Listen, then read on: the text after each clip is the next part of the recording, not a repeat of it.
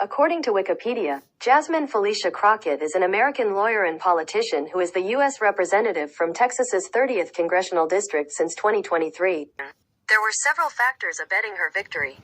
Crockett was among the group of Texas House Democrats who broke quorum and fled to Washington, D.C. last year in a failed attempt at stopping a voting restriction bill in the state legislature. According to CBS News, Dallas, when former state representative Eddie Bernice Johnson retired early last year after 30 years in Congress, she handpicked her successor in then state representative Jasmine Crockett.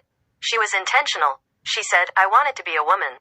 According to the Texas Tribune, Congresswoman Eddie Bernice Johnson died a terrible, painful death from an infection caused by negligence at her Dallas recovery facility following a September back surgery, according to a statement from Johnson's family outlining their intention to file a lawsuit.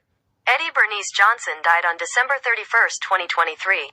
According to Wikipedia, Eddie Bernice Johnson was an American politician who represented Texas's 30th Congressional District in the United States House of Representatives from 1993 to 2023. Congresswoman Johnson became the first African American and the first female to be elected as a ranking member of the House Committee on Science, Space, and Technology and has since been a strong advocate for STEM education. The major responsibility that we have is research, basic research for the nation.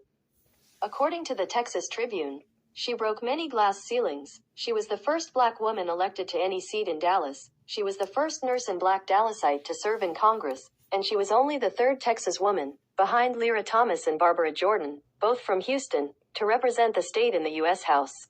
According to Kara News, Jasmine Crockett succeeds Eddie Bernice Johnson in Dallas congressional race. Jasmine Crockett speaks to supporters at her election watch party following her victory over Republican James Rogers on Tuesday, November 8, 2022. According to Wikipedia, after law school, Crockett remained in Texas and worked as a civil rights attorney. She worked as a public defender for Bowie County before establishing her own law firm. During the George Floyd protests, Crockett and her associates took on the pro bono cases of several Black Lives Matter activists. I want to make sure that I give all praises to God. And I want to thank Pastor Carter, the minister of this house, as well as those other ministers that have gathered on this occasion. And I've been talking about the Congresswoman a lot lately. And when I was thinking about what can I say in a short amount of time that you haven't heard, I thought about the fact that on this evening, it's a representation of all these connections that she has. You had Alpha Kappa Alpha here. You have the Links here. You have her Congressional Black Caucus members and other esteemed elected officials. And all I could think about was the fact that we're sitting here and we probably feel disconnected because we can't call her anymore. We can't text her. And so when I think about the fact that I feel disconnected, I thought, what could I say to make people feel better about their loss? Look around you.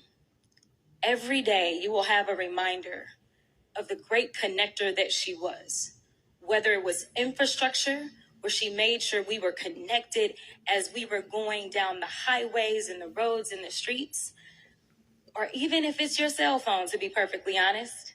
I'm trying to make sure that y'all know that everything that y'all touch or look at, you can probably think about Eddie Bernice Johnson and recognize that you are still connected to her.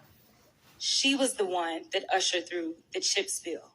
Chips are in everything. So when you get down and you think about the fact that you feel a little disconnected, just know that you are always connected. Just take a look around and you will see how she has made an impact on not only this state, but the entire country.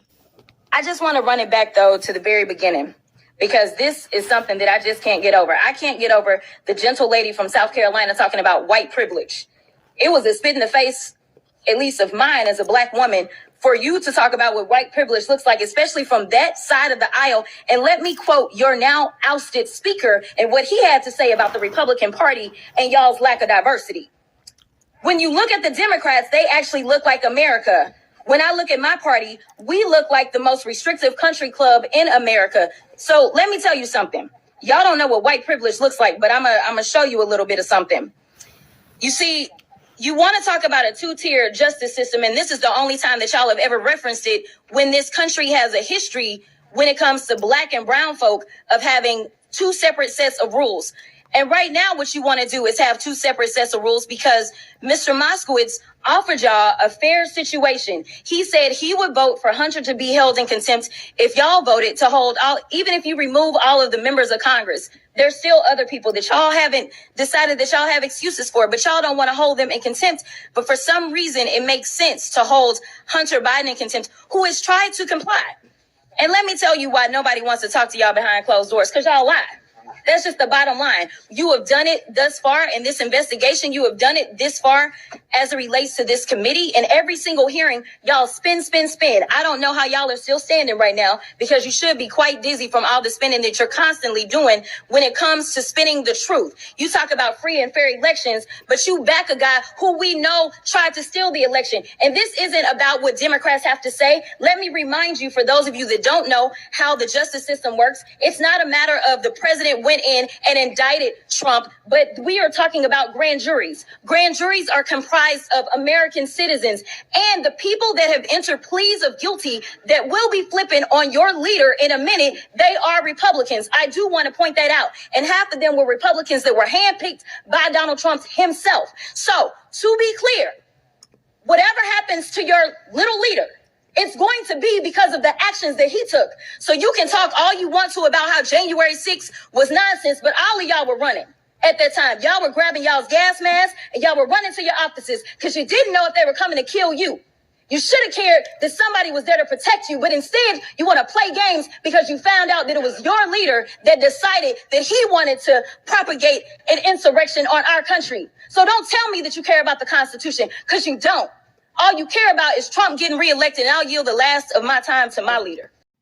Hit the like bell before you leave the page. If you have not subscribed to the channel as yet, please do so. Thank you for watching.